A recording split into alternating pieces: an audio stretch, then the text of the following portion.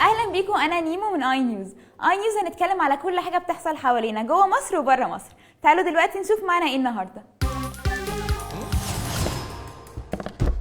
احيانا مش بنعرف نعبر عن اللي احنا حاسينه بالكلام، ولا بان احنا نحكي اللي احنا بنحسه لحد من صحابنا، بس ابطالنا النهارده بيعبروا عن كل حاجه هم حاسين بيها بالرسم، بالفرشه والالوان. تعالوا نشوفهم ونرجع تاني.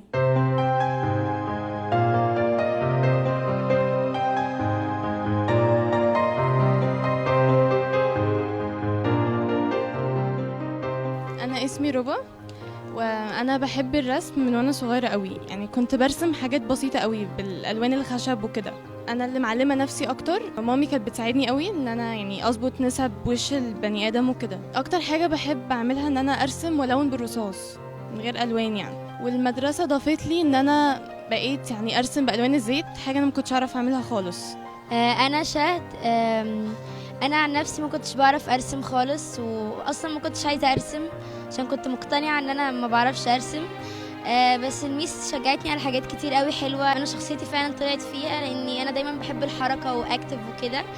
وبعدين المودرن ارت بيتعمل بسرعه قوي، ده اللي حببني فيه، ان هو يعني 3 سيكشنز بالكتير وبيكون خلص يعني. انا اسمي فرح. هو انا في الاول كنت ما اعرفش اي حاجه عن الرسم، سيمبلي ما كنتش بعرف ارسم بني ادم او شجره. بس انا رحت سنتر جاليليو عشان اعرف على الاساسيات والنسب بتاعه الوش والنسب بتاعه الجسم. هناك بس ابتديت اتعلم الاساسيات والحاجات اللي اقدر اعرفها عشان اكمل لوحدي من غير ما استعين بيهم تاني. بحب ارسم الناس زي ما انا شايفاهم، يعني انا مثلا حد شكله حلو، لا بس انا عارفه ان هو مش كويس فهرسمه بشكله اللي انا شايفاه. بس من هنا انا قررت ان يكون لي الستايل بتاعي، وان انا اشتغل على نفسي عشان في يوم في الايام يكون عندي مستقبل، حتى لو مش هيكون عندي كارير باخد منه فلوس او اي حاجه، بس لا اشتغل على نفسي عشان انا اكون فخوره بنفسي قبل ما اهلي او المجتمع عامه يكون فخور بيا. بس في كل مكان فيه عادات وتقاليد بتمنع الناس ان هي تعمل اللي هم عايزينه. يا ترى ايه اللي نفسك تعمله في مصر بس العادات والتقاليد منعك منه؟ اللي عايزة اعمله العادات والتقاليد منعاني، مثلا ان انا مثلا اروح ابيت عند صاحبتي. الفكرة ان مثلا بيقولوا لي لا ما ينفعش تروحي بس هي تجيلك قشطة، يعني الحاجات دي مستفزاني قوي. اكتر حاجة مضايقاني في المجتمع دوت مثلا ان هو مجتمع يعني يميل للراجل اكتر، يعني حاجة وحشة قوي يعني. الحاجة اللي انا نفسي اعملها ان انا ارسم تاتو على دراعي، بس العادات والتقاليد اللي في مصر هنا يعني مش هينفع اعملها في مصر. من العادات والتقاليد اللي بتضايقني دايما من المجتمع المصري ان بابايا ومامتي دايما عايزين نرجع البيت قبل الساعه 10، وانا ما بحبش الطريقه دي. عايزه الون شعري، عايزه اعمل شعري الوان، ارجع متاخر براحتي، البس اللبس اللي على مزاجي في الشارع، اسافر مع صحابي، ابيت عند صحابي، حاجات كتير يعني.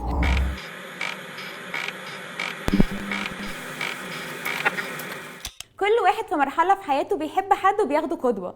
انت في المدرسه مين المدرس اللي بتحبه؟ انا اكتر مدرس بحبه مس معتزه، هي بتشرح كويس وانا بحبها والعيال كلها بتحبها. اكتر مدرسه بحبها مس سلوى، هي بتدي رياضه وممتازه وبفهم منها وبتحبنا.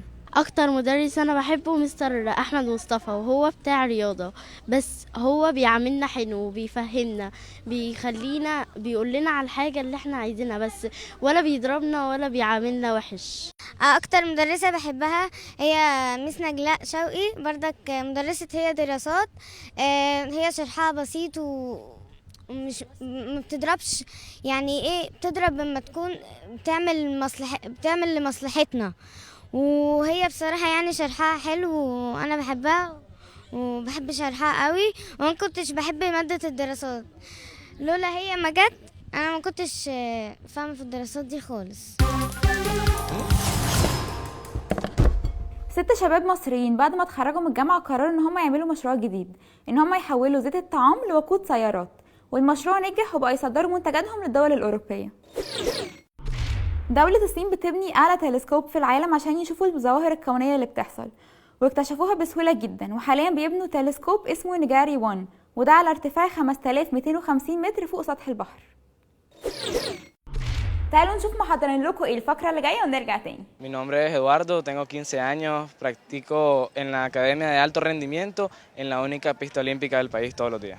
Nuestro deporte, el atletismo, está recibiendo poco apoyo de parte de las autoridades porque es un deporte menospreciado, aprecian más otros deportes como el béisbol o el fútbol por tradición principalmente, y creo que es un deporte que debería recibir más apoyo, tanto económicamente como moralmente del gobierno. El medio de la pista está en un campo de fútbol y hace un par de meses hicieron un cambio de la grama.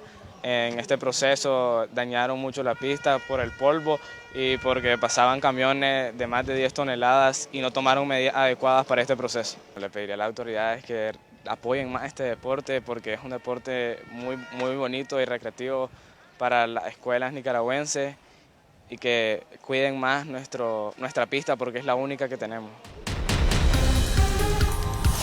خلصت حلقتنا النهارده من اي نيوز، يا رب تكون عجبتكم، وهنستنى الكومنتس بتاعتكم على الفيسبوك عشان تقولوا لنا عايزين نتكلم معاكم في ايه. باي.